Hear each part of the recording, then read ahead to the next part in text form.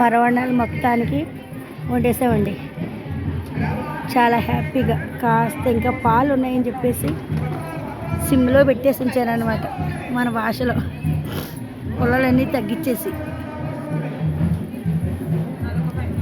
ఇంటి దగ్గర నుంచి తెచ్చుకున్న ఆవు నెయ్యి వేసి అమ్మవారికి నివేదన చేసేయడమే.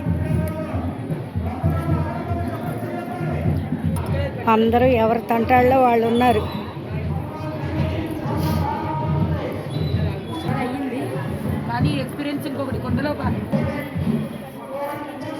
ఎక్కడ ప్లేస్ ఉంటే అక్కడ కూర్చుని పోయి 108 కంటే ఇంకా చాలా ఎక్కువ మంది వచ్చారండి.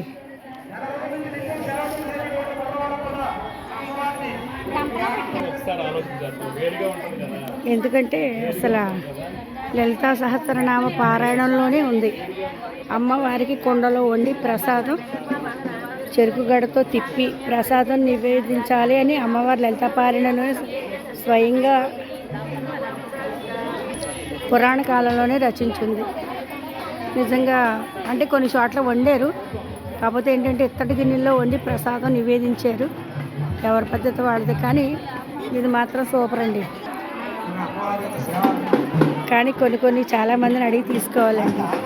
చల్లారుద్దని చక్కగా ముందుగా దింపేశారు.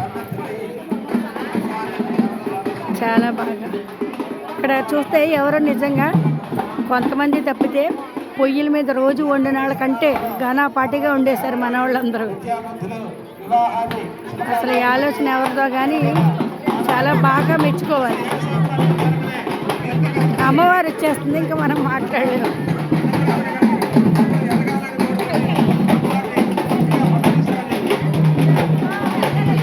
అమ్మవారు మా ముందు తిరుగుతుంది. పర్వాలేదు, ఎలా వండుతున్నారో చూస్తాం.